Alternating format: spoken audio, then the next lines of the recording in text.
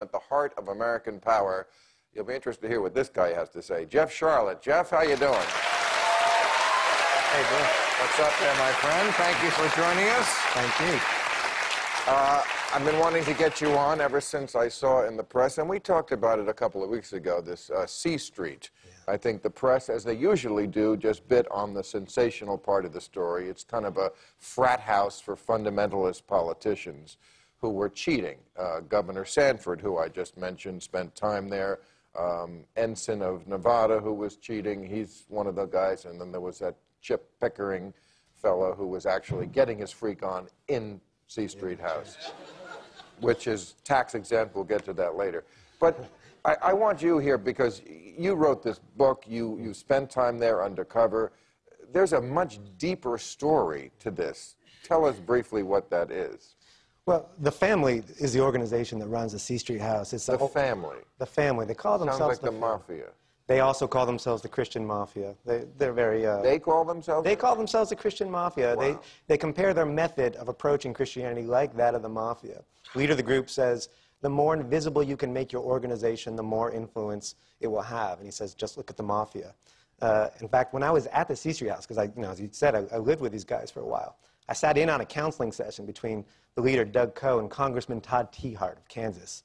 And Tiahrt was there because he was worried that Muslims are having too many babies and Christians aren't having enough, and he wanted to know what to do about it. And Doug Coe... Well, quite frankly, I'm worried about that myself. Well, Doug Coe has some words of wisdom for you. He can help you out. He says, that's very good. He says, but you've got to think bigger. You've got to think bigger. He talks about this idea called Jesus plus nothing. Sometimes they call it the totalitarianism for Christ. He says, look at some of these guys who model this total strength, this total power. He says, look at the Mafia, look at Hitler, Pol Pot, Osama bin Laden, Lenin.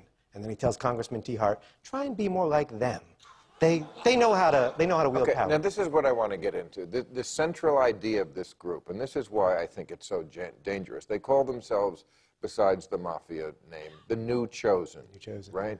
And their belief, correct me if I'm wrong, is that if you are a person who is successful or in power, you are there because God wants you there. That's why they can defend people like Hitler, Pol Pot. They're working backwards from this idea that if you have reached this pinnacle of success, it's because God wants you in that position. Yeah, that's it exactly. You're part of God's purpose. The whole group began with this. The founder thought that God came to him in the night and gave him a new revelation. Christianity had gotten it wrong for 2,000 years, talking about the poor, the weak, the down and out. God, it turns out, wants people to focus on serving those whom he called the up and out, the powerful. And those are his chosen. He said, the Jews, they're not the chosen people anymore. We're the new chosen. We are this family of elites around the world through whom God is going to work. And that's what enables them to use these awful examples like Hitler and Pol Pot. And it doesn't matter what you do. I read this quote in your book about somebody, one of these people said, if I found out you had raped little girls. That was David Coe, Senator Ensign's spiritual advisor through this whole affair. David Coe, who, according to the man Senator Ensign cuckolded, was part of the team that advised him to pay the mistress hush money. When I was living with these guys in a house they have called Ivanwald, David Coe was trying to illustrate this idea that Governor Sanford referred to. Remember, he said, I'm like King David, that's why I got to stay in power. That's why I got to stay in office. That's a core teaching. They say, why do we care about King David? Because he was chosen, not because he was a good guy. And he says, as you say, let me illustrate that. He turns to this man and says, suppose I hear you raped 3 little girls. What would I think of you? And, this guy, being sane and human, says that I'm awful, I'm a monster. And Coe says, no, I wouldn't. I wouldn't because you're chosen. As a member of your family, you're chosen. And when you're chosen, the normal rules don't apply. Morality is for the little people.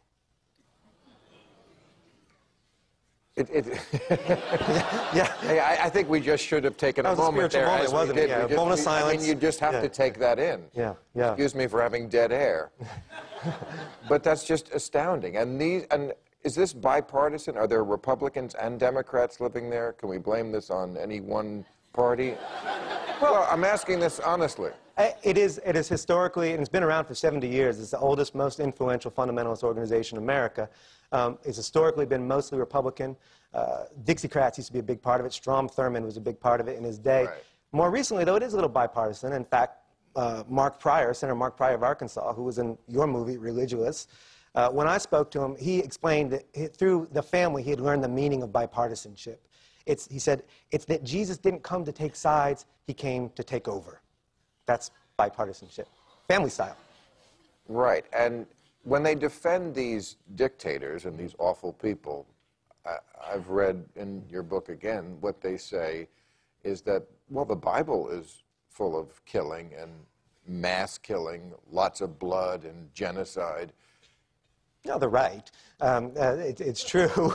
But I don't think, you know, it's one thing to say that the Bible is full of that. It's another thing to interpret that as an endorsement. So, for instance, when they acted as de facto lobbyists for the late Indonesian dictator Suharto, killed 1.2 million of his own people.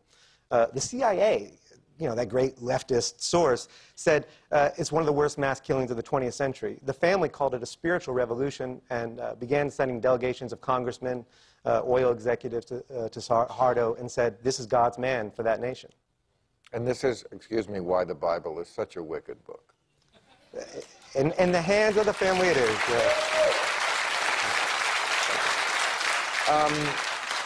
And something else, and they are, you say, really more of a lobbying group, even though somehow it gets away with being a tax-exempt church. Yeah. At one point they actually discussed, you know, we should register as a lobby. We can be a lobby to advance God's kingdom. And then they had a brainstorm. You know what? We can be much more effective if we don't register as a lobby and we just work behind the scenes, which is true, which is why we have laws requiring you to register as a lobby. And one of the things they're lobbying for is, for example, mega churches on military bases. That's one of the things that's just come out, in fact, as a result of these C Street revelations. Zach Wamp is a congressman who lives at the C Street house. Zach Wamp, great name. He's running for governor of Tennessee. He's a congressman from Wamp. Wamp. Wamp. Remember his name, Wamp. How could I forget it? Zach Wamp, where is he from? Chattanooga. Wamp of Chattanooga. Wamp of Chattanooga. What does he want to do? Well, he's ganged up with a group of his buddies on a subcommittee, the Appropriations Committee, and what they're doing is funneling, last year, over $50 million toward the construction of megachurch chapels on military bases around the country. Fort Campbell in Kentucky, Fort Hood down in Texas. And a lot of these constructions, in fact, are going to be the biggest buildings that the Army is building next And you've written about this, too. I mean, broaden this out a little bit. The military, I don't think people know this story either. This is really scary stuff, that the people with the guns are becoming sort of a messianic cult. That's when, yeah, it starts getting scary, when there's guns attached, right? Well, 50 years ago... Guns and tanks. Guns and tanks. I mean, you know... I wrote a story in Harper's Magazine called Jesus Killed Muhammad that begins with an account of a Bradley fighting vehicle, which is a fast-moving tank, that was driven through the streets of Samarra with Jesus Killed Muhammad painted on the side in big red letters in Arabic. And anyone who would sort of object to this, the tank would swivel and open up fire. I spoke to the then lieutenant who drove it. He's since been promoted to captain for this bravery. He said, oh, yeah, we demolished a whole street. And he said, but it was very dangerous for me. He says, but I was spiritually armored because I had spent the morning watching Mel Gibson's Passion of the Christ, which my chaplain had brought to us as a spiritual message. You're a bit brave yourself, because you're the only journalist going after this. Thank you. Thank you for joining us. Thank you. All right, thank you, Jeff. Jeff Charlotte, let's meet our panel.